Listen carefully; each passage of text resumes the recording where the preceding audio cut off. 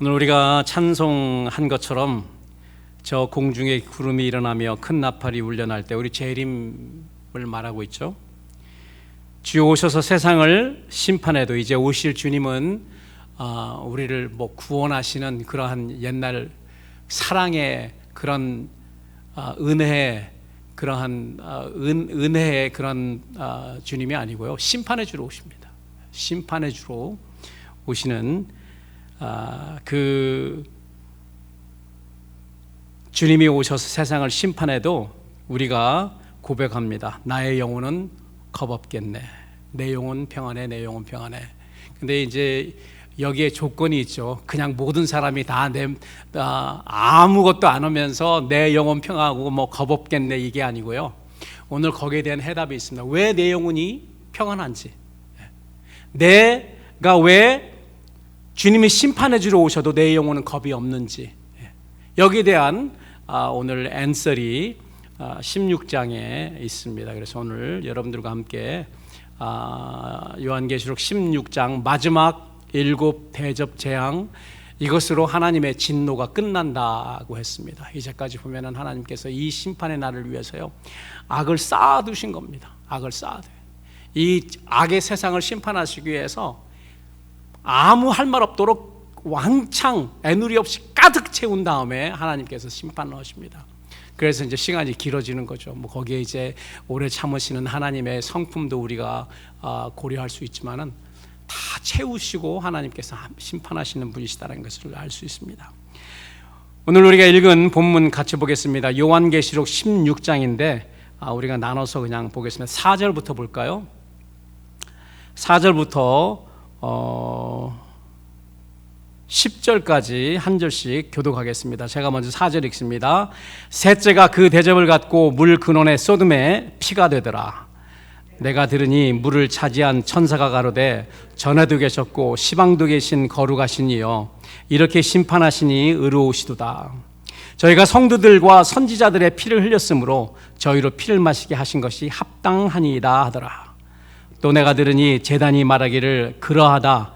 주 하나님 곧 전능하신 이여, 심판하신 것이니 참되고 의로우시도다 하더라. 넷째가 그 대접을 해 쏟음에 해가 권세를 받아 불로 사람을 태우니 사람들이 크게 태움에 태워진지라. 이 재앙들을 행하는 권세를 가지신 하나님의 이름을 회방하며 또 회개하여 영광을 주께 돌리지 아니하더라.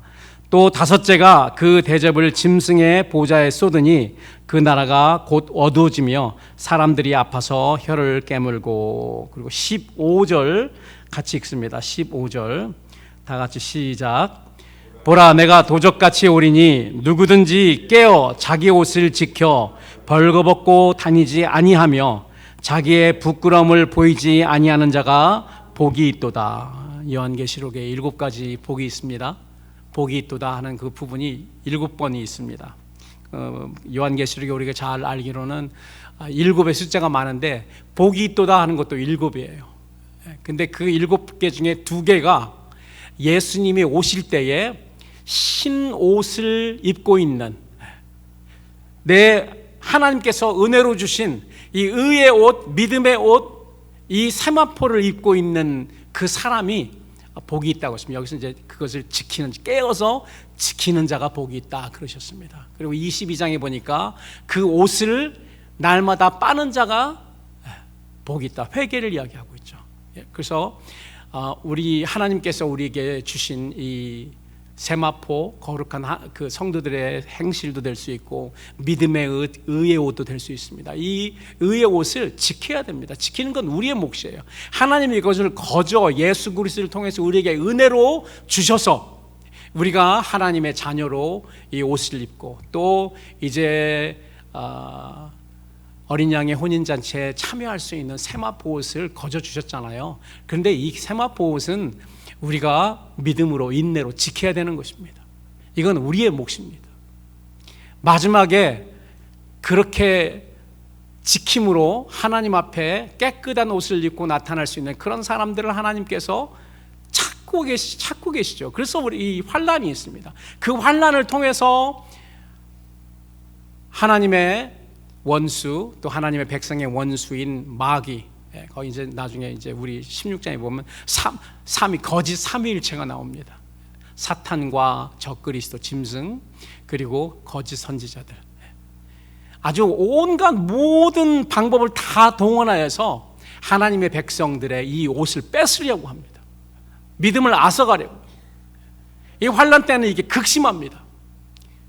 지금은 그렇지 않는데요. 이 환난 때는 뭐 놓치냐 뺏냐 뺏기느냐 뭐 그 둘 중에 하나예요. 지키느냐. 지키는 자가 복이 있습니다. 이 우리의 원수들도 여러 가지 방법, 모든 방법을 다 동원해서 우리의 이 옷을, 의의 옷을 뺏으려고 하지만은 우리도 어떻게 해야 됩니까? 우리도 모든 힘을 다해서 이것을 지켜야 됩니다. 여러분, 우리가 잘 아는 아메리칸 풋볼 보면은 이 어떻게 이 자그마한 공을 가지고 이 한 사람이 이 공을 뺏기지 않으려고요, 모든 방법을 다 동원합니다. 그리고 다른 편에 있는 사람들은 어떻게 해요?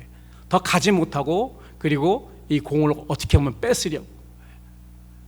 이러한 경기에 통해서 얼마나 이 운동하는 사람들이 힘을 다해서 최선을 다해서 하는지 뭐 몸을 사리지 않습니다. 그리고 군인들도 목숨을 각오하고 자기의 고지를 지키는 것처럼 우리도 하나님께서 우리에게 주신 이 의의 옷을 지켜야 되는 것이 오늘 성령님께서 우리 교회와 성도들에게 주시는 메시지라고 저는 믿습니다. 저는 지난 시간 계시록 15장 마지막 부분을 강의하면서 일곱 대접 재앙을 준비하는 일곱 천사의 모습이 구약시대 성막과 성전에서 하나님을 섬기는 그런 레위 제사장들, 그 모습과 흡사하다 여러분들에게 말씀드렸습니다. 무엇이 비슷한가 하면요, 일곱 대접을 가진 이 천사들은 하늘에 있는 증거장막 성전으로부터 나오잖아요. 오늘 본문에 보니까 그 하늘의 성소에서 나옵니다. 구약에서도 성소에 들어갔다 나올 수 있는 사람들은 제사장뿐이 없었습니다. 대제사장이 지성소에 1년에 한 번 들어가고, 그 다음에 제사장들은 날마다 가서 그 뭐 떡을 갈아야 되고, 그리고 향단에 불을 붙이고 뭐 향단을 피우고 이런 일들을 날마다 해야 되기 때문에 날마다 들어갔다 나왔다 해요. 이런 점에 보면은 오늘 일곱 대접 받은 이 일곱 천사의 모습이 구약의 레위 제사장들의 모습이다. 그 레위 제사장들의 그 모습이 그림자였다면은 실질적으로는 이 천사들이 지금 하는 이 행위가 영적으로 진짜죠. 구약의 레위 지파를 통해서 이런 일들이 실질적으로 있게 될 거라고, 하늘에서는 이런 일이 실질적으로 일어난다는 것을 그림자로 하나님이 모세의 장막을 통해서 우리에게 가르쳐 주신 것이 확실합니다. 또 어떤 점이 비슷하냐면 제사장들이 입는 맑고 빛난 세마포 옷을 입은 것도 비슷합니다. 또한 제사장들이 가슴에 뚜르는 금띠, 레위 제사장들도 금띠를 둘렀거든요. 그 금띠도 똑같습니다. 오늘 그 모습이 다 기록되어 있습니다. 또한 그들은 증거장막 성소죠.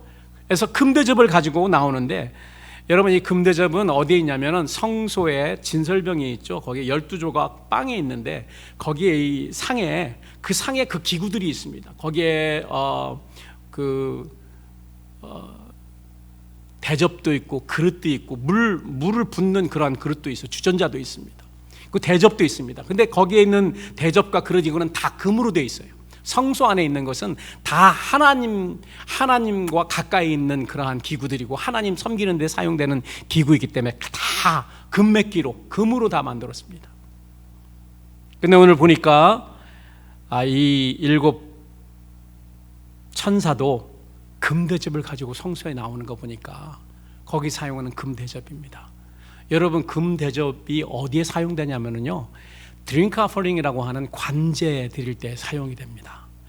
그리고 또한 요한계시록 우리가 이전에 보니까 이 대접에 또 어떤 거가 있냐면은 성도들의 기도를 받아서 천사가 이 대접에 담아서 올라갑니다.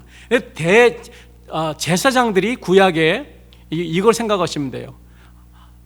기도 리퀘스트를 받아가지고요, 그거 대접을 가지고 성소로 들어갑니다. 성소로 들어가고, 그리고 거기에 성소에 들어가서 하나님께 올리잖아요. 하나님께 올리면은 그 기도는 다 이제 하나님의 보좌로 이렇게 다 올라갑니다. 그럼 그 남는 거에 뭐가 있냐면은 그 남는 거에 술을 부어 담아요. 독주를. 그래서 밖에 번제잔으로 가지고 와서 그 제사 드리는 다른 그러한 희생물과 함께 붓습니다. 거기에. 이러한 거를 레위 제사장들은 실질적으로 어떤 일이 하늘에 일어나는지 잘 모르고 그림자이기 때문에 그냥 하나님이 명한 대로, 모세가 명한 대로 그대로 행했을 것입니다.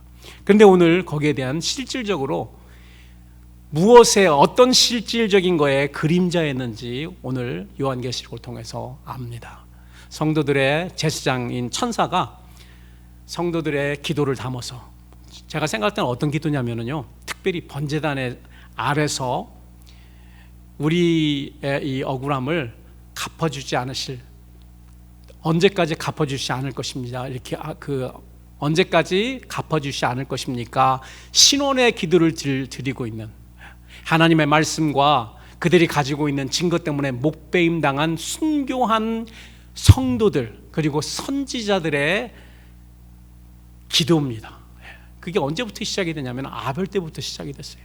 예수님이 그때부터 아벨에서부터 사가랴까지 그렇게 순교당한 영혼들, 예수님 전에 순교당한 그런 사람들을 말하고 있죠. 그 이후에, 예수님 이후에도 마지막까지 그런 사람들이 굉장히 많습니다. 그게 다 지금 하나님께서 심판하시기 위해서요, 그 악을 다 채우고 있는 것입니다.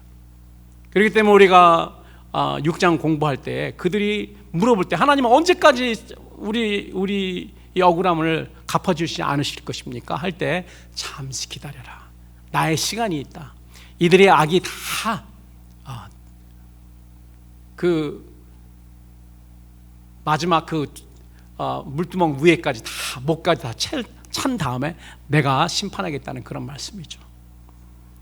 그래서 오늘 이제 드디어 그 모든 대접을, 기도를 그 금대접에 가지고 하늘 보좌에 올렸더니 하나님께서 구약 제사장들에게는 독주가 나왔는데 하나님의 뭐가 옵니까? 거기 뭐가 담습니까? 하나님의 진노가 담깁니다. 애누리 없는, 국률이 없는 하나님의 심판입니다.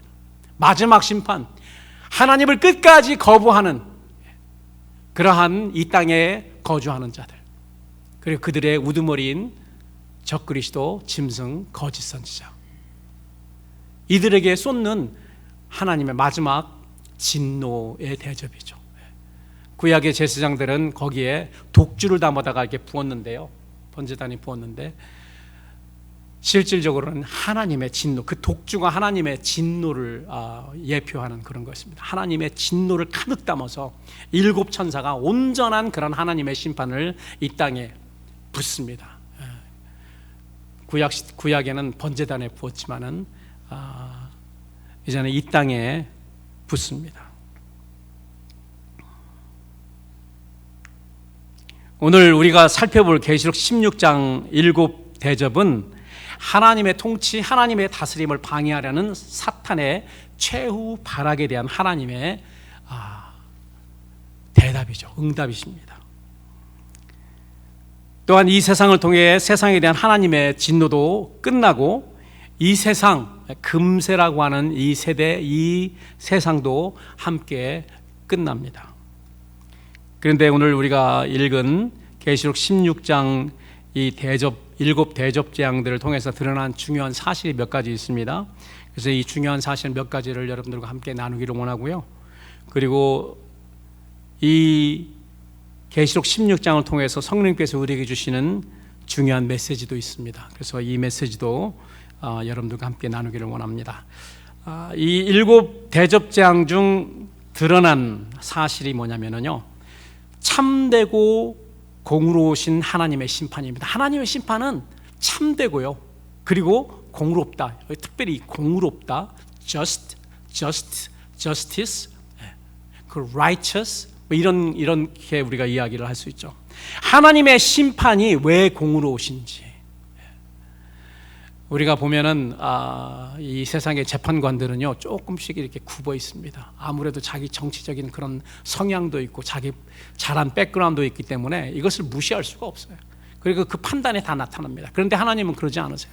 하나님은 공의의 하나님이시기 때문에 공의롭게 모든 사람의 판단, 하나님의 판단 이후에는 거기에 대해서 토를 달 수 없을 정도로 공의로우신 분이십니다. 하나님이 이렇게 강렬하게 악을 심판할 때 그 심판을 당하는 사람은 하나님 나는 억울한데요? 왜 내게 이렇게 하시는 거죠? 이렇게 할 수 없을 정도로 하나님이 완결하게 그 심판을 받는 사람들이 말을 할 수 없을 정도로 하나님이 그 증거를 충분하게 마련하신다는 거죠. 그리고 그게 가득 차여서 증거가 가득 차이면은 그러면 심판할 수 있는 거죠. 여러분 우리 법정에 가면은 증거가 부족하면은요 그 사람이 죄인인 것이 범죄한 것이 뻔한데도 증거가 없으면 돼요. 증거가 없으면 죄로 치지 않습니다. 그렇기 때문에 검사들은 증거를 많이 확보를 해야 됩니다. 그 왜 증인입니까? 우리가 왜 하나님 사역하는 사람들이 증인이면 이 증인들은 다 보거든요. 이 세상의 악이 얼마나 어떤 방법을 통해서 어떻게 악랄하게 그렇게 하나님의 종들과 하나님의 성도들을 핍박하고 그들의 피를 흘렸는지 증거하는 거예요. 그 하늘의 심판에, 하늘의 보좌에서, 그 심판대에서. 이제 하나님의 참되고 공의로우신 심판이 드러나게 됩니다. 본문 1절에 보니까 성전에서 큰 음성이 나서 7 천사에게 말합니다. 너희는 가서 하나님의 진노의 7 대접을 땅에 쏟으라. 여러분 이 큰 음성은요 누구의 음성일까요? 이 큰 음성은 다름 아닌 하나님의 음성입니다. 왜 그런가 하면 15장 8절에 보니까 7 천사의 7 재앙이 마치기 전까지는 성전에 능히 들어갈 자가 없다. 근데 지금 7 천사가 다 대접 재앙, 하나님의 진노를 가지고 들어있는 그 대접을 가지고 7 천사가 다 나왔어요. 성전에 누가 있습니까? 아무도 없습니다.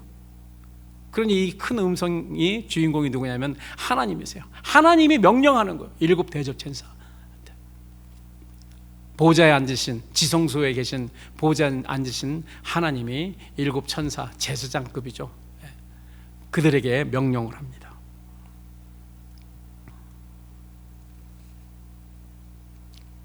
이 음성은 인류의 문명이 시작된 이후로 하나님을 대적하고 하나님의 백성을 괴롭혀왔던 짐승의 7 머리로 표현되는 제국 세력과 또 그들의 백성, 하나님의 통치를 끝까지 거부하고 짐승과 그의 나라에 충성을 맹세한 이 땅에 거하는 자들에게 쏟는 하나님의 마지막 재앙인 것입니다. 마지막 심판이에요.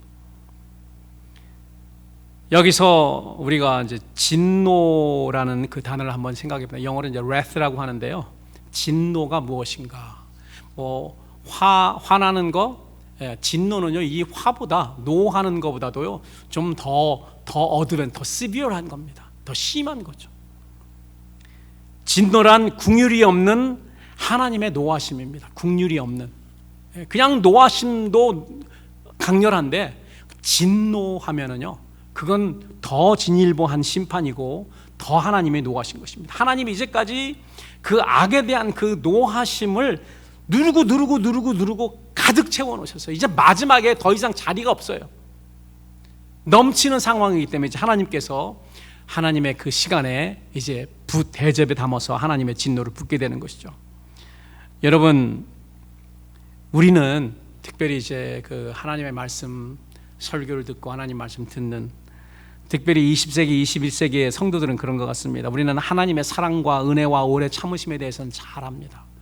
그리고 강단에서 하나님의 사랑에 대해서, 하나님의 은혜에 대해서, 하나님의 오래 참으시는 인내에 대해서 많이 우리는 들었습니다. 중요합니다. 중요하지 않다는 게 아니에요. 그러나 하나님의 공의의 심판이나 진노에 대해서는 알려고 하지 않습니다. 우리는 하나님의 사랑과 은혜와 오래 참으심을 잘 알아야 되는 것처럼 하나님의 심판과 하나님의 진노에 대해서도 우리가 잘 알아야 됩니다. 여러분, 우리가 천국에 대해서 잘 알아야 되지만 또 어디에 대해서 알아야 됩니까? 지옥에 대해서도 알아야 돼요. 나는 지옥 갈 거 아니니까. 아니죠. 그렇게 하면 안 되죠. 다 잘 알고 있어야 됩니다. 얼마나 두려운 데인지, 얼마나 무서운 데인지, 여기 들어가면 절대 안 되는 데인지 알아야 됩니다. 그래야지 우리가 정신 차리고 신앙생활을 할 거 아닙니까? 나는 천국 들어갈 거라고 그렇게 굳게 믿었다가 하나님 앞에 설 때 나는 너를 모른다고, 그런 사람들이 많다고 그러잖아요. 우리 주님이 친히 하신 말씀입니다. 그 사람들은 그 사람 나름대로 다 신앙생활을 한 사람들 아닙니까? 다 하나님을 섬겼다고 했던 사람들 아닙니까? 예수 이름으로 기적을 행한 사람들 아니었습니까?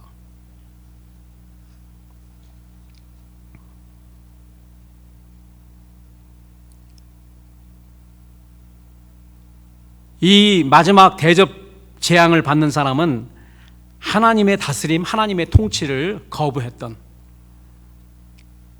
그들에게 이 재앙이 임하고요.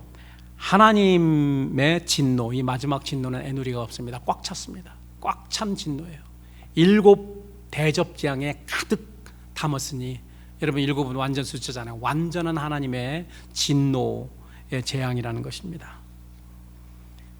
역사상 하나님의 애누리 없는, 하나님의 국률이 없는 심판이, 우리가 뭐 구약 시대에 그런 심판들이 있었다고 볼 수 있지만은요, 역사상으로 가장 중요했던 그런 심판이 한 가지가 있습니다. 지금 우리가 이제 공부할 마지막 심판도 그렇지만은, 우리 주 그리스도께서 십자가에 달리셨을 때 죄인들의 죄값을 갚기 위해 예수님은 애누리 없는 그런 심판을 받으셨습니다. 우리가 이걸 잘 알아야 됩니다. 우리는 그냥 그 예수님의 십자가 달리심을 아주 굉장히 미화시켜서 우리가 생각을 합니다. 뭐 나의 구원을 위해서 예수님께서 그 희생의 피를 흘려주셨다, 이 정도로만 아는데, 그것은 우리의 입장이고요. 하나님의 입장에서는 뭐냐면요, 우리 인간의 모든 죄를 예수님 위에 예수님, 하나님의 아들이신 예수님 위에 그 모든 죄를 다 그냥 엎어 씌웠습니다. 그렇기 때문에 세례 요한이 뭐라고 말합니까? 세상 죄를 지고 가는 어린 양이로다. 거기에 다 세상 죄를 다 한 사람 위에, 십자가에 달린 예수님 위에 하고 하나님께서 심판하신 것입니다. 십자가라는 처형을 통해서 하나님께서. 그렇기 때문에 하나님도 아들이 죽는 거가 불쌍해서 보기 싫은 것이 아니고, 너무 더럽고 냄새나고 그 죄악이 처참하기 때문에 하나님도 고개를 돌리십니다. 그렇기 때문에 그냥 그 날이 어두워지잖아요. 암흑에 쌓입니다. 그리고 오죽했으면은 예수님이 그 상황에서 뭐라고 하나님께 이야기합니까? 엘리 엘리 라마 사박다니, 나의 하나님 어찌하여 나를 버리셨나이까. 하나님이 예수님을, 하나님의 아들을 실질적으로 버리신 겁니다. 그 순간은 버리신 겁니다. 왜 그런가 하면은 모든 죄를 지는 죄수 중에 죄수였기 때문에 그렇습니다. 죄인 중에 죄수였기 때문에. 하나님은 하나님의 아들로 그 순간 보지 않고 모든 죄를 짊어지고 있는 그러한 처형, 하나님의 애누리 없는, 국률 없는 처형을 받아야 되는 그런 인간의 대표로 보신 것입니다. 죄인들의 대표로 보신 것입니다. 그래서 저는 이제까지 역사상 제일 하나님께서 애누리 없는 심판, 처형을 십자가에서 진행했다라고 저는 그렇게 믿습니다. 그리고 이제 거기에 대한 혜택을 우리 성도들에게 추천하신 거죠. 그렇게 다 죄악을 짊어지고 구속을 했습니다. 누구든지 나에게 오는 자들은 내가 구원의 은혜를 베풀겠다고 그랬습니다. 목마른 자들은 다 내게로 오라. 내가 생수를 거저주겠다. 생명을 거저주겠다는 거예요. 이 초청에 응답한 사람들에게 심판이 없는 것입니다. 그 사람들이 내 영혼은 평안하다, 내가 겁없겠다, 우리 주님이 심판을 하러 오셔도 나는 겁없다. 왜 그런가 하면은 예수님께서 나의 모든 죄를 지시고 십자가에서 죽으신 다음에 은혜로 내게 의의 옷을 입혀주셨잖아요. 그 옷을 끝까지 지킨 사람들은 겁이 없는 거예요. 옷을 입고 있는 사람, 그 옷을 날마다 빨아서 시게 한 사람은 예수님이 오늘 오시든 일주일 후에 오시든 10년 후에 오시든 겁이 없습니다. 두려움이 없습니다. 그런데 이 옷도 입지 않고 이 옷도 날마다 빨지 않으면서 노래만 신나게 겁없다고 하면은 여러분, 그날 어떻게 될지 아무도 장담할 수 없는 거죠. 그래서 하나님의 이 초청, 응답하고 믿음의 의의 옷을 그 옷을 입은 사람은 하나님께서 심판하지 않습니다. 그런데 그 아들의 통치를, 그 하나님의 통치를 끝까지 거부하는 자들을 심판하시는데요. 여러분 한번 생각해 보세요. 하나님의 아들 예수님이시라도 하나님께서 그 죄 때문에, 가득 찬, 꽉 찬 그 죄 때문에 애누리 없이, 국률 없이 심판을 진행하셨습니다. 그런데 하나님의 초청을 끝까지 거부하는 자들을 심판하시면서 어찌 국률 없는 진노를 부으시지 않겠습니까? 공으로 오신 하나님은 그게 공으로 오신 성품 때문이라도요, 심판하십니다. 잊지 않으십니다. 그냥 거저 넘기는 게 없습니다. 이제 우리가 하나님의 진노의 대접재앙 7가지가 있는데 간단하게 살펴보겠습니다. 첫 번째 대접재앙 2절입니다. 첫째 천사가 가서 그 대접을 쏟았다. 어디에 쏟았냐면은 쏟은 곳은 땅이었고요. 재앙은 악한 헌대다. 요새 헌대라는 말 잘 안 쓰죠. 헌대라는 말 씁니까? 독한 종기가 헌대예요. 어렸을 때는 헌대라는 말 쓴 것 같은데 지금은 우리가 독한 종기다. 종기라는 말을 쓰죠. 그 재앙의 대상은 짐승의 표를 받은 자들입니다. 얼마나 독한 종기였는지 사람들이 아파서 자기 혀를 깨문다고 했습니다. 10절에 보니까 혀를 깨문다고 해요. 여러분, 우린 독한 종기 때문에 큰 고통을 당했던 성경 인물을 잘 압니다. 구약의 고난의 사람 욥은 사탄에게 해침을 당해서 그 발바닥에서 정수리까지 악창이 났고, 아주 그 독종이죠. 악창이 났고 제 가운데 앉아서 얼마나 가렵고 아프고 그러면은 기와쪽을 가져다가 몸을 긁어야 할 정도였습니다. 아주 그냥 그 고름이 나오고 거기에 딱지가 이렇게 지면은, 딱지가 지면 어떻게 해요? 간지럽거든요. 이렇게 힐링될 때 간지러운데 그게 얼마나 간지러웠으면은 기와짝으로 그걸 긁어가지고 또 부스럼을 내고 또 그냥 다 찢어지겠죠. 그럼 다시 시작하고. 독창이 그렇다고 합니다. 독한 종기.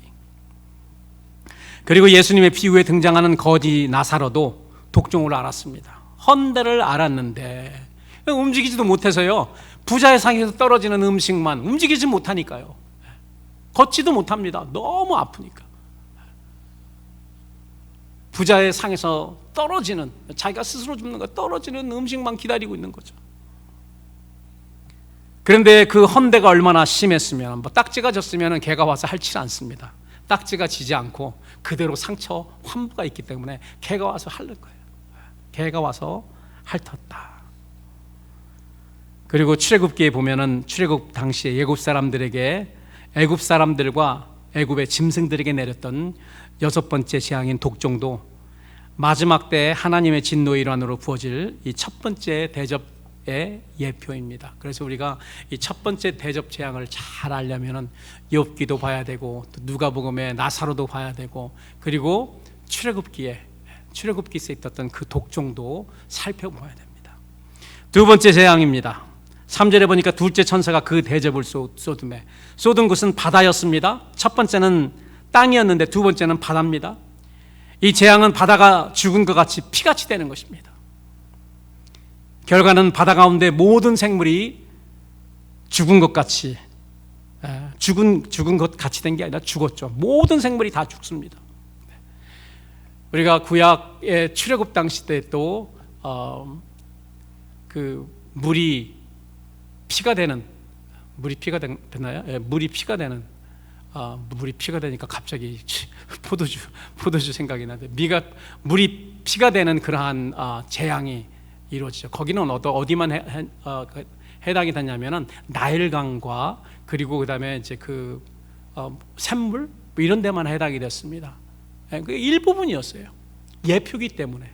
근데 이 마지막은 어떻게? 마지막은 모든 바다가 다 핏물이 됩니다. 그러니 그 핏물이 되니 거기 안에 있는 생물들이 어떻게 될까요? 다 죽죠. 다 죽었다고 나옵니다. 업에 종사하는 사람들은 어떻게 돼요? 다 먹고 살 일이 막막한 거죠. 제가 그래서 한번 챗GPT 한번 살펴봤습니다. 지금 어업이 세계의 그 경제의 몇 퍼센트나 차지하나? 1% 차지한다고 합니다. 그런데 놀랍게도 어업에 종사하는 사람 6억 명이래요. 그러니까 이제 몇 명이 돈을 왕창 벌기 때문에 1%뿐이 그 돈을 따지면 그 정도밖에 안 되는데, 어업에 종사해서 어업으로 고기 잡아서 먹고 사는 사람이 6억 명이니까 거의 10분의 1에 해당하는 사람들입니다. 이 사람들은 먹고 살 일이 이제 까마득하게 된 거죠. 마지막 대접 재앙 시에는, 나팔 재앙 때는 바다에 큰 불 붙는 산 같은 것이 떨어져서 3분의 1, 바다의 3분의 1이 죽고, 생물이 3분의 1 생물이 죽고, 그리고 배도 3분의 1이 깨진다고 했는데, 나팔 재앙은 그래도 부분적입니다. 3분의 1에 해당하는. 그러나 마지막 대접 재앙은 전체적입니다. 바다의 모든 생물이 다 죽습니다. 셋째 대접 재앙을 봅니다. 4절에 보니까 셋째 천사가 그 대접을 쏟음에, 쏟은 곳은 강과 물 근원입니다. 어떻게 돼요? 이제는 이게 다 피가 되니까요, 먹을 물이 없어요. 먹을 물이 없고 물이 다 피로 변하니까 어떻게 해요? 사람이 마시지 않으면 죽잖아요. 마시지 않으면 일주일이면 죽습니다. 그럼 어떻게 되겠습니까? 뭐를 마셔야 되겠어요? 피를 마셔야 되죠. 그렇기 때문에 여기에서 이제 거기에 대한 대답이 나옵니다. 하나님의 심판은 공의롭다. 이들이 하나님의 종 선지자의 피와 성도들의 피를 흘렸기 때문에 그들이 피를 마시는 것이 합당하다 그럽니다. 합당하다. 하나님은 공의로우신 거예요. 그리고 그 피를 마셔야 되는 그런 사람들도 꼼짝 없는 거예요. 이런 재앙에 대해서 어떻게 이야기할 수가 없죠. 자기들이 그런 짓을 했기 때문에.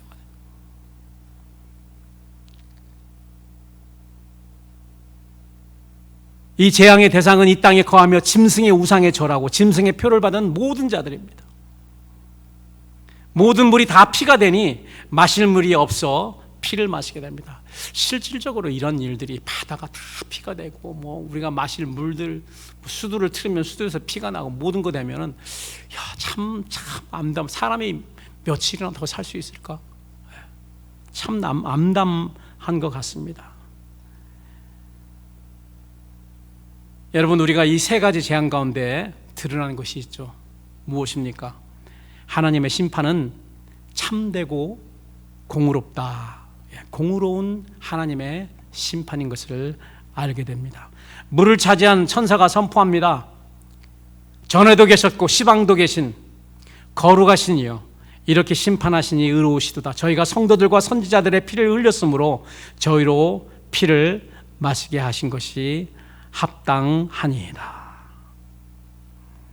인류 문명 역사 이래 마지막 때까지 짐승의 머리로 묘사되는 이 서양 제국들, 이 서양 문화는요, 서양 시빌리제이션 이 문명을 보면은 제국 문명입니다. 그 뭐 성경에도 다니엘서에서 나오잖아요. 아시리아, 애굽, 아시리아, 그리고 바벨론, 메데파사, 그리고 헬라, 로마까지. 그리고 지금도 이 로마 문명이 계속 유럽을 통해서 미국까지 계속 내려온 것입니다. 그래서 이걸 이제 서양 문화라고 하는데, 이 서양 문화는 제국 문화예요. 이 제국 문화는 어디서부터 시작했냐?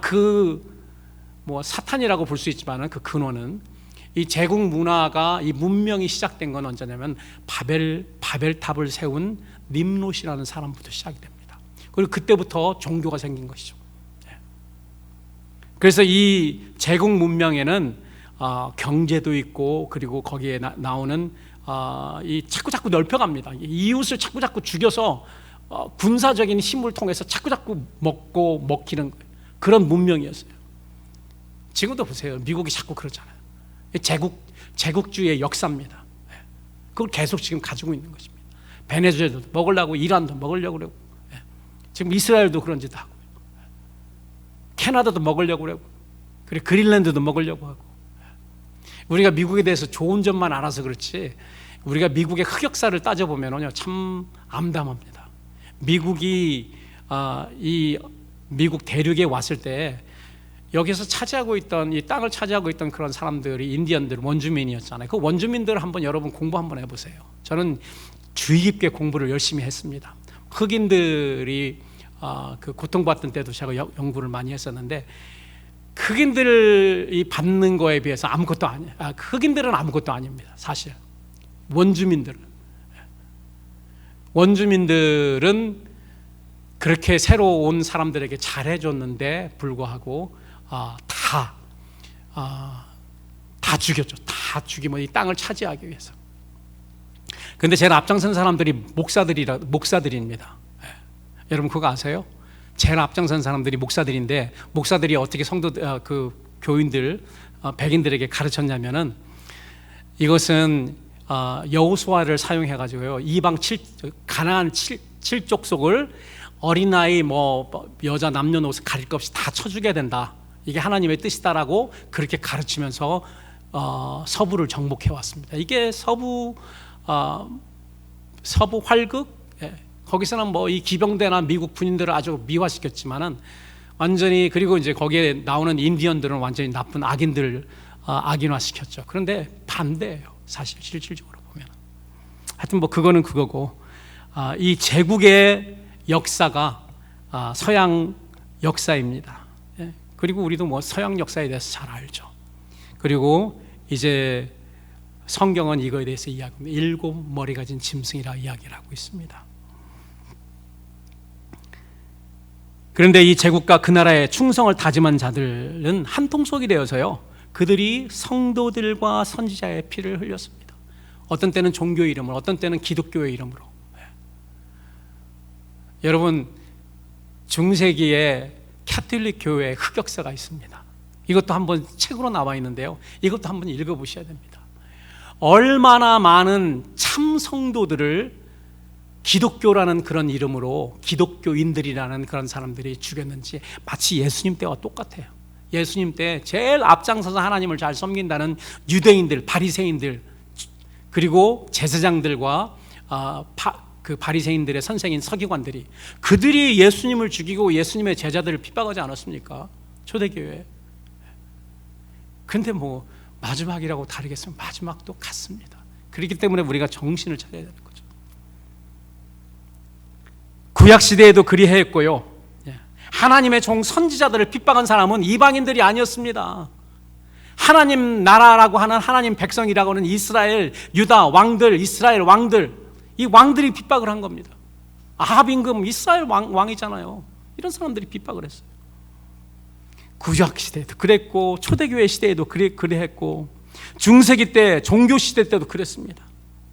그리고 마지막 때에는 짐승의 우상에 경배하는 것과 그의 표를 이마에 손등에 받기를 거부하는 하나님의 종 선지자들과 성도들을 죽이고 핍박을 하는 것입니다.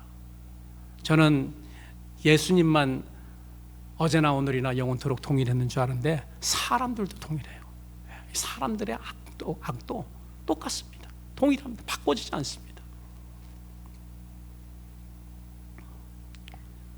그 피들은 아벨 이후로 하늘 성전 번제단 아래서 신원의 기도를 올리고 있고, 공의의 하나님은 이 신원의 기도를 들으시고 하나님의 정하신 시간에 그의 공의로우심을 드러낸 사건이 바로 7 대접 심판 재앙 사건입니다.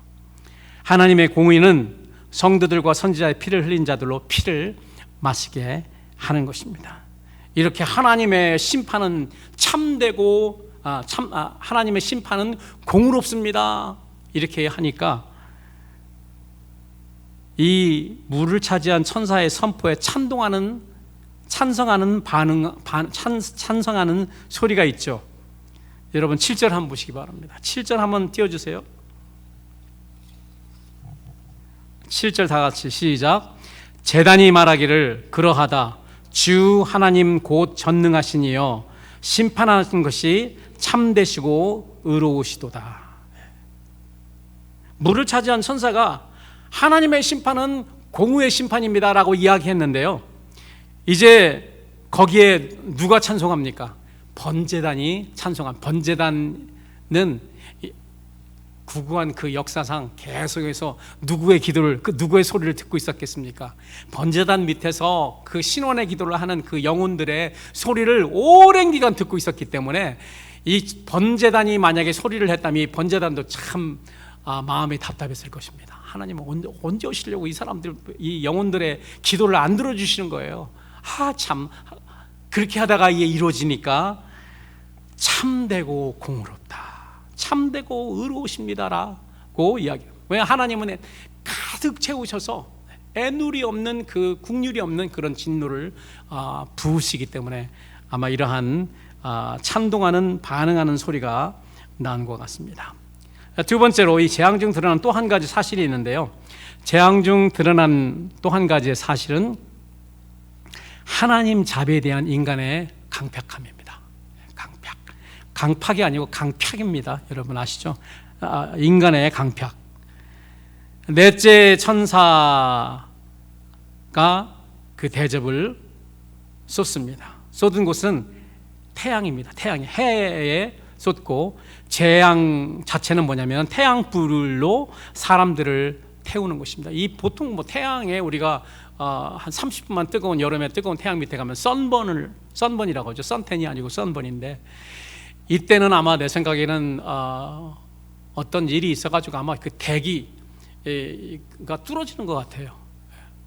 이 공중의 대기가 뚫어지면은 그냥 직사광선이 들어가지고 뭐 UV 광선이나 뭐 여러 가지 사람 몸에 안 좋은 그런 광선이 더워가지고, 지금도 여러분 100도 뭐 100몇 도 지금 세상이 난리잖아요. 더워가지고. 유럽도 지금 오랜만에 무슨 뭐 한 50도까지 올라가는 그런 곳도 있다고, 그래서 사람이 뭐 난리 났다고 그러더라고요. 독일은 별로 덥지 않은 그런 나라인 것 같아요. 북쪽 북반부에 있기 때문에. 근데 독일에 며칠 전에 제가 그 TV를 보니까 독일의 그 AC 보급률이요 8%래요. LA는 AC가 없으면 못 살잖아요. 그런데 독일에는 8%래요. 오히려 이 AC보다는 히터가 잘 되어 있대요. 왜냐하면 추운 도시이기 때문에. 그리고 집도요 다 한쪽은 서쪽을 바라보고 한쪽은 동쪽을 바라보게 해가지고 하루 종일 해가 있대요. 그 여름에는 얼마나 죽을 노릇입니까? 그런데 그 정도가 아닙니다. 이 넷째 대접 재앙은 선텐, 선번이 아니고요, 피부가 벗겨지고 큰 물집이 잡히며 심한 통증이 동반되는 2도 화상, 3도 화상 정도입니다. 그냥 탑니다, 사람이. 다섯째 재앙을 보니까 또 다섯째 천사가 그 대접을 쏟으니, 이 대접을 쏟은 곳은 짐승의 보호자입니다. 재앙은 무엇인가 하면 짐승이 지배하고 있는 그 나라, 큰 바벨론이죠. 이 암흑으로 어두워지는 거예요. 정도가 어느 정도냐면요, 아픈 것과 이미 가지고 있는 종기로 인해서 사람들이 자기의 혀를 깨물 정도예요. 해가 심하게 쪄서 다 피부가 벗겨질 정도로 화상을 입었는데, 화상을 입으면 어디를 가야 됩니까? 병원을 가야 되잖아요. 치료를 받아야 되는데 암흑입니다. 아무것도, 뭐 불도 못 켜는 거죠. 뭐 불도 다 없어졌겠죠. 암흑인데 그 암흑에서 어떻게 치료가 되겠냐고요. 그러니까 사람들이 아파서 암흑에서 자기의 혀를 깨물 정도입니다. 우리가 이 두 가지 재앙에서 주의 깊게 보아야 될 사항은, 재앙 중에도 자비를 베푸시려는 하나님의 사랑입니다. 또 다른 한 가지는 하나님의 그 자비에 대한 인간의 강팍함입니다. 9절을 보니까 하나님께서 이 재앙들을 행하시는 이유가 있습니다. 그 이유가 뭐냐면은 회개하여 영광을 하나님께 돌리라는 것입니다. 회개하지 않더라. 하나님은 회개하기를 원하셔가지고 이 재앙을 내리시고 있는데, 제가 어렸을 때 어머니한테 혼나면서, 어머니 혼나면 이제 매를 드시거든요. 매를 드셔서 이제 우리 사형제인데, 사형제가 쭉 가면 우리 형부터 맞고 내가 둘째고, 형이 제일 많이 맞아요. 힘이 남아 있으니까, 에너지가 제일 많이 맞고, 그다음 내가 맞고, 우리 동생 대녀 정도 가면은 이제 거의 없어요. 저도 많이 맞았는데, 맞으면서도 엄마가 꼭 하는 말이 있었어요. 때리면서 내가 너를 왜 때리는 줄 아냐? 너를 사랑하기 때문에. 도저히 이해가 되질 않았어요. 사랑하기 때문에 때린다는 말이 그때는 이해가 되질 않았어요. 하나님이 이 대접재앙으로 치는 거는 그때라도 I am sorry, 죄송합니다, 미안합니다, 내가 회개합니다 하고 돌아오는 걸 바라는 건데, 이때까지 땅에 거하던 이미 짐승의 나라에 충성을 고한 이 사람들은 마음이 어떻게 해요? 돌같이 단단해집니다. 돌같이 단단해서 강팍해서 회개하지 않습니다. 그래도 출애굽 당시에 바로는 9번이나 그 마음을 강팍하게 했지만 마지막 10번째는 내어줬거든요. 그런데 이들은 끝까지 돌이키지 않습니다. 오히려 이 재앙들 때문에 이빨을 갈며 혀를 깨물면서 그 마음이 더 강팍해지고 하나님의 이름을 회방까지 합니다. 뭐 욕을 하겠죠. 그냥 하나님 어쩌고 저쩌고 욕을 하겠죠. 모독을 하는 것이죠. 이 재앙들을 행하는 권세를 가진 하나님의 이름을 회방하며 또 회개하여 영광을 주께 돌리지 아니하더라. 하나님은 회개하여서 하나님께 영광 돌리기 위해서 이 마지막 대접재앙까지도 사용하시는데, 그래서 제가 한번 생각해 봤어요. 만약에 내가 아이가 뭐 잘못되기 때문에 매를 들어서 치는데 끝까지 잘못했다고 잘했다고 생각하고 오히려 그 아빠 앞에서 아빠를 욕하고 그러면 이거 대체 어떻게 할까? 여러분들은 어떻게 하실 것 같습니까? 그건 뭐 여러분들마다 다 다르시기 때문에, 하나님은 어떻게 하시는지 나는 알았어요. 하나님은 어떻게 하시는지 알았어요. 모르겠어요. 나는 어떻게 할지는 모르겠지만 하나님은 마지막에 끝까지 거부하고, 그리고 그 아버지 면상에 욕하고 침뱉고 만약에 그런다면은, 야, 이건 사람으로 부모로서 참지 못할 것 같다는 그런 생각이 들어요.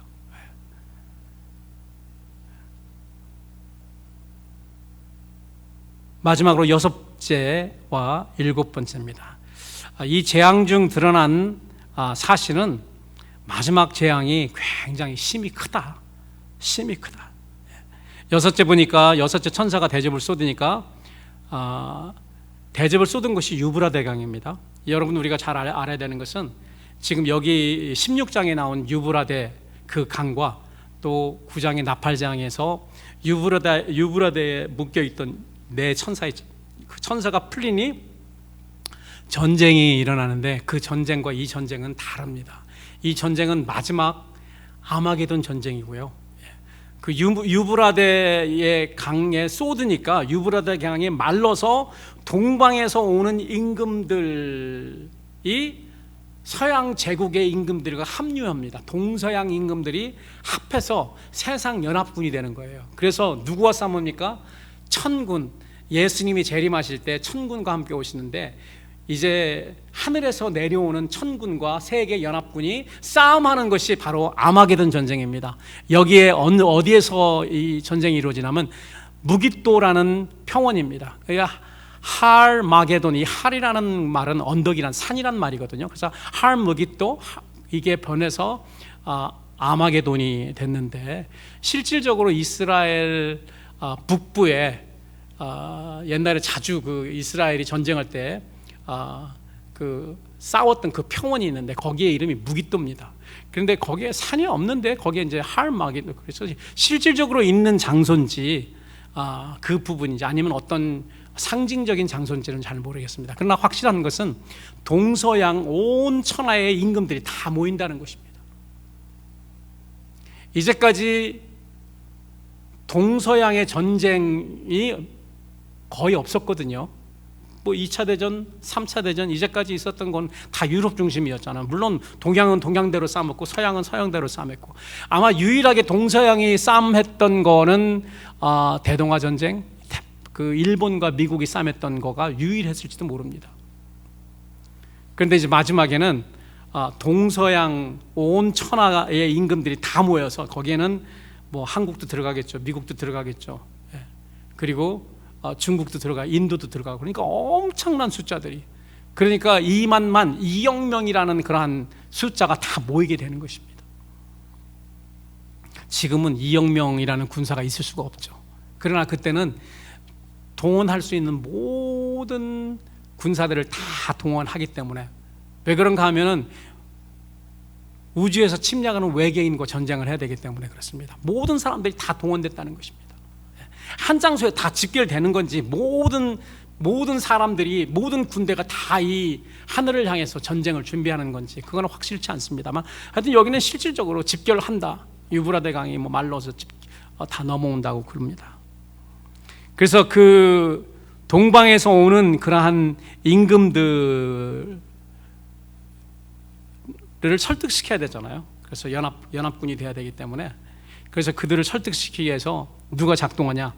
여섯째 천사가 그 대접을 쏟으니까 거짓 삼위일체인 사탄과 적그리스도와 거짓 선지자 입에서 개구리 같은 더러운 거짓말하는 영이 나옵니다. 그래서 그 거짓말하는 영이 가서요, 온 천하 임금들을 꼬드기는 거죠. 그래서 뭐라고 말할까요? 야, 이제 외계인들이 침입했다. 이제 이제 오는 그런 증상이 보인다, 하늘에. 뭐 지금도 보면 무슨 어떤 뭐 별똥이 떨어지면 어떻게 지구에 부딪히기 전에 어떻게 미사일을 쏴서 어떻게 해야 될까, 뭐 이런 연구를 많이 하는데, 그러한 거짓 이야기를 해서 호도를 하죠. 그래서 집결하게 하는 것입니다. 그런데 여러분, 이게 바로 하나님 곧 전능하신 이의 큰 날의 전쟁입니다. 그리고 이게 아마겟돈 전쟁입니다. 계시록 17장에 그게 분명히 나와 있죠. 그리고 일곱 번째 마지막 대접을 쏟은 것은 공기 가운데입니다. 이 공기 가운데 쏟았다는 것은 대기에 쏟은 거죠. 대기에 쏟았다는 것은 지구 안팎이 불로 심판을 받아야 하기 때문입니다. 이렇게 되니까 하늘에서 소리가 납니다. 다 되었다. 언제 이 말이 나왔죠? 다 되었다. It is finished. 십자가상에서 예수님께서 하신 말씀과 동일합니다. 상황이 다른가요? 상황이 다를 수도 있겠다라고 생각할 수도 있습니다. 그렇게 보는 신학자도 있지만, 또 어떤 신학자들은 어떻게 말하냐면은 하나님의 심판이 십자가에서, 예수님이 하나님 관점에서 볼 때 하나님의 진노가 이 예수님의 십자가 사건에서 다 이루어졌기 때문에 다 이루어졌다고 말한 것이고, 그러니까 이루어졌기 때문에 이제 구속할 사람들에게 은혜를 베풀 수 있다는 그런 말도 되겠지만은, 하나님의 그 진노의 관점에서 보면은 십자가에서 예수님께서 처형당함으로써 하나님의 진노가 다 이루어진 것입니다. 그러나 여기에 해당되지 않는 이 혜택, 십자가의 혜택을 받지 않는 거부하는 이 사람들에게는 또다시 하나님의 그 심판이 있는 것이죠. 그 심판, 마지막 심판이 다 이루어진 것입니다. 그렇기 때문에 믿는 성도들을 위한 그런 심판도 십자가에서 다 이미 이루어졌고, 그리고 이제 이 마지막 대접 심판을 통해서 믿지 않는 사람들의 심판도 다 이루어져서 예수님도 It is finished 하고 하늘에서 하나님의 음성이 It is finished, 다 이루었다 라고 그렇게 이야기를 한 것입니다. 그런데 보니까 이 결과가요, 놀랍습니다. 이 재앙은, 일곱 번째 대접의 재앙은 번개와 음성과 내성, 그리고 인류 역사상 이제까지 없었던 사상 초유 최대의 지진이 일어난다고 합니다. 요즘도 여러분 지진 소식 많이 듣죠. 어제도 제가 보니까 인도네시아에 7.4, 뭐 요즘 7 넘는 그러한 지진들이 베네수엘라도, 그리고 그래서 캘리포니아에 사는 우리도 좀 불안합니다. 오랫동안 오질 않았기 때문에 뭐 언젠간 오겠죠. 그런데 이때 일어날 사상 최대의 지진은 지금 우리가 겪고 있는 그런 지진이 아니고, 이전에도 없었고 이후에도 없을 그런 지진입니다. 이 재앙의 정도는 먼저 큰 성이 세 갈래로 갈라지는 것입니다. 여기서 큰 성함은 어떤 도시를 말하는 거로 우리가 생각할 수 있는데, 무슨 뭐 어떤 캐슬 하나가 반절로 세 갈래로 나눠진다는 그런 말도 아니고요. 어떤 도시, 여기서 성이라고 하는 것은 폴리스라서 이 도시라는 말이거든요. 도시가 세 갈래로 갈라지는 것도 아닙니다. 여기서 말하는 큰 성이 어디입니까? 큰 성은 서양 문명을 말하잖아요. 바벨론을 말합니다. 제국 문명을 말하기 때문에요, 이 세상 전체를 말한다고 봐야 됩니다. 이 세상 전체든지 아니면은 이제까지 서양 문명에 해당하는 유럽과 중동과 남북 아메리카 정도, 아니, 전 세계를 말할 수도 있어요. 전 세계를. 전 세계가 세 갈래로 나누어 세 갈래로 갈라진다라고 이렇게 봐야 됩니다.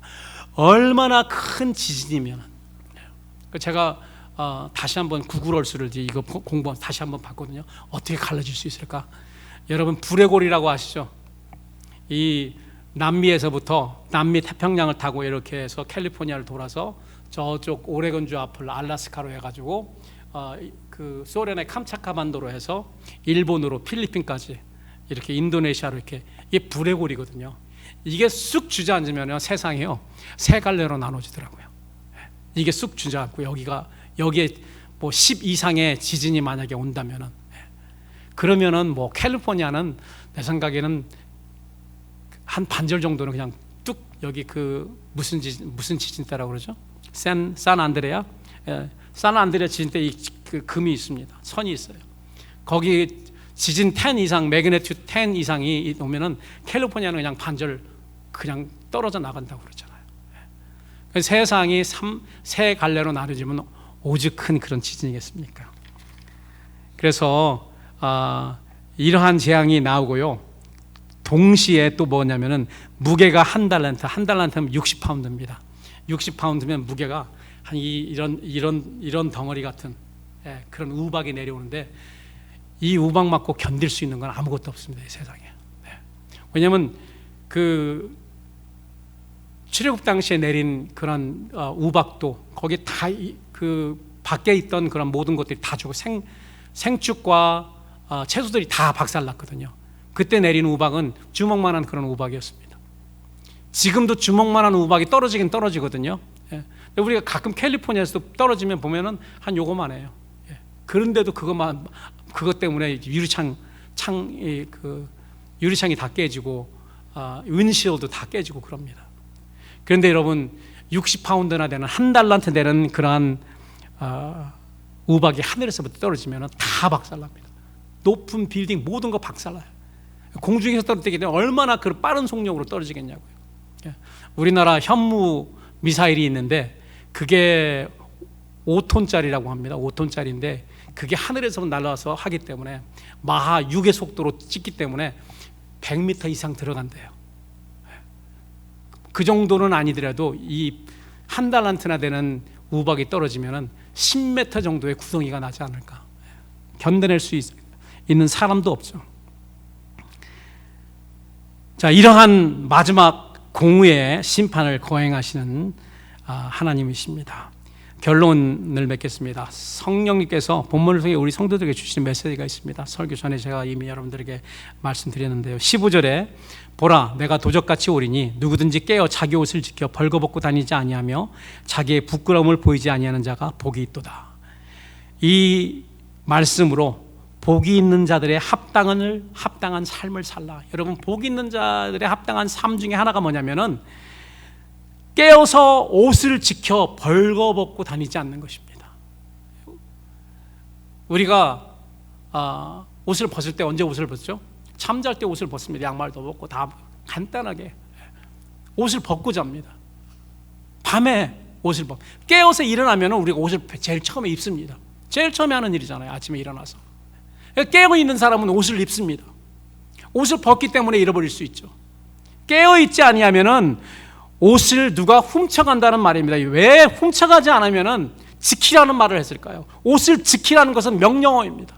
옷을 지켜 벌거벗고 다니지 말라. 그러함으로 부끄러움을 보이지 말라는 것이죠. 이 옷을 지키라는 것은 누가 훔쳐가기 때문에 지키라는 말 아닙니까? 훔쳐가지 않는데 뭘 지킵니까? 옆에 둬도 뭐 한국은 커피숍에서 랩탑을 놓고 한 30분 벼도 훔쳐가지 않는다고 그러는데 우리나라는 이게 잘 돼 있어서 그래요. 이거 잘 돼 있어서 다 나중엔 다 찾아보면 다 들통나기 때문에. 그런데 이 옷, 제가 말씀드린 하나님이 우리에게 은혜로 거저주신 의의 옷, 믿음의 옷입니다. 이것을 우리가 지켜야 되는데 마지막 때 특별히 그렇습니다. 훔쳐가는 사람, 앗아가는 사람들이 있기 때문에 이것은 거짓 삼위일체 사탄과 적그리스도와 거짓 선지자들 그리고 거기에 속한 백성들이 핍박하고 압박으로 우리의 믿음의 옷을 뺏어가려고 합니다. 이걸 뺏기면 안 돼요. 우리는 모든 것을 다 동원해서 지켜야 됩니다. 여기에 동원될 수 있는 것은 우리의 목숨도 동원되는 것이죠. 우리가 죽을지라도 이거는 지켜야 되는 것이죠. 믿음은 지켜야 되는 것입니다. 지키는 자는 우리 주님이 말씀하십니다. 복이 있도다. 복이 있도다. 마지막 때에는 많은 사람이 이 믿음의 도를 버리고 배반하는 일이 있게 될 것이라고 사도 바울도 데살로니가 후서 2장에 이야기합니다. 불법의 사람, 멸망의 아들, 적그리스도와 그 군대가 나타나서 성도들의 의의 옷을 뺏으려고 모든 방법을 다 동원합니다. 그렇기 때문에 우리가 정신 차리고 기도로 깨어있지 않으면 안 되는 거죠. 깨어있지 않으면 빼앗길 수밖에 없습니다. 이곳에 계신 성도 여러분들은 마지막 때에 깨어서 자기의 옷을 지켜 벌거벗고 다니지 아니하므로 우리 주님 오실 때에 우리의 부끄러움을 보이지 않는 복된 자들로 나타나시기를 주님의 이름으로 축원합니다.